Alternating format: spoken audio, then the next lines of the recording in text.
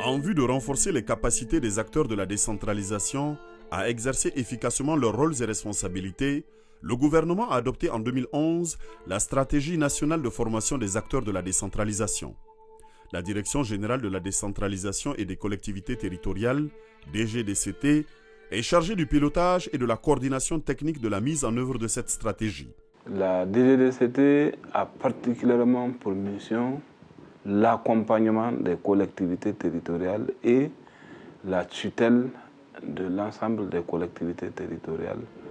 Afin d'assurer un contrôle de qualité et un suivi des formations dispensées, de garantir la professionnalisation de la formation des acteurs de la décentralisation et d'assurer le développement des capacités de collectivités territoriales, la stratégie propose la mise en œuvre de mécanismes assurance qualité avec d'une part la certification des modules élaborés et d'autre part l'accréditation des formateurs. L'accréditation était d'abord apparue comme une nécessité.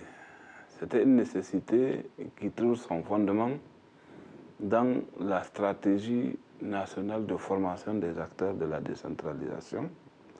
À ce niveau, il faut rappeler que nous appuyons les ministères de la décentralisation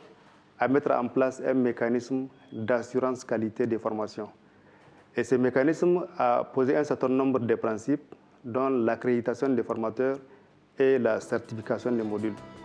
C'est pour cela que la Direction générale de la décentralisation et des collectivités territoriales, DGDCT, organise une première session d'accréditation de formateurs dans le domaine de l'enseignement primaire dans la deuxième quinzaine du mois de juin 2019 au niveau des 3 régions d'intervention du PRODEC qui sont Tillabéri, Tawa et Agadez. Le rôle du centre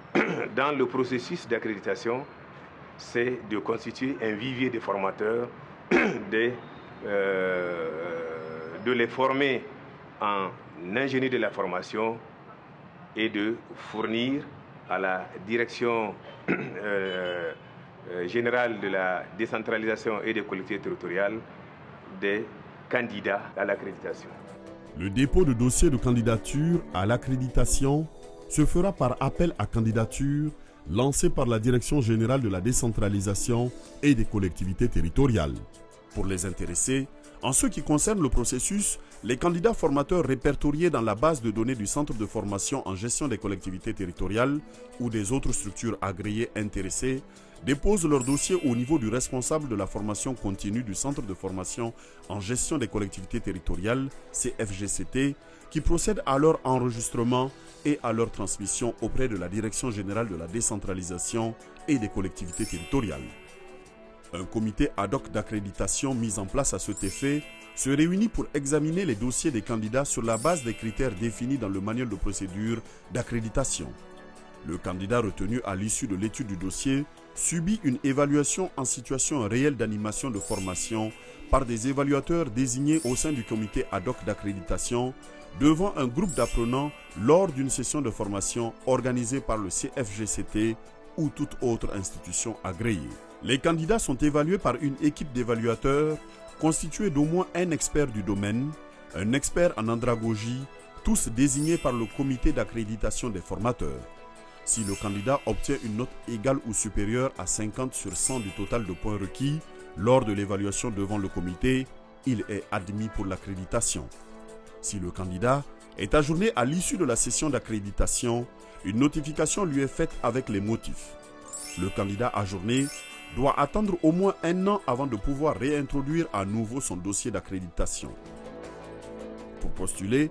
le candidat doit avoir une expérience en tant que formateur d'au moins 5 ans, avoir un diplôme d'au moins Bac plus 3 ans ou équivalent dans le domaine d'intervention demandé ou dans un domaine connexe et être enregistré en tant que formateur dans une institution de formation des acteurs de la décentralisation, CFGCT ou autre structure de formation agréée. La première étape, c'est que le formateur, il faut qu'il soit répertorié au niveau du centre en gestion des collectivités territoriales.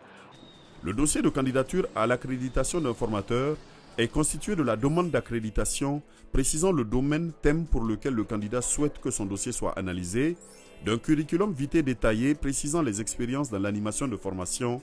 ainsi que les pratiques du métier du candidat, des documents officiels confirmant les qualifications du candidat, diplômes et attestations de travail en copie légalisée, d'au moins 3 références, commanditaires et ou institutions de formation, et de frais de dossier d'accréditation 50 000 francs CFA. Le formateur a intérêt à être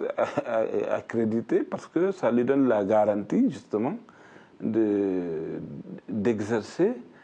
sa prestation, et puis ça veut dire avec une reconnaissance. Le formateur est reconnu dans ses capacités, mais aussi dans ses capacités professionnelles techniques, mais aussi dans ses capacités pédagogiques. La mise en œuvre du mécanisme d'accréditation des formateurs va permettre l'amélioration de la qualité de l'offre de formation dispensée aux acteurs des collectivités territoriales qui, eux-mêmes, vont mieux pouvoir exercer leurs nouvelles responsabilités dans le cadre du processus de décentralisation et conséquemment améliorer leurs prestations d'offres de services publics aux citoyennes, citoyens.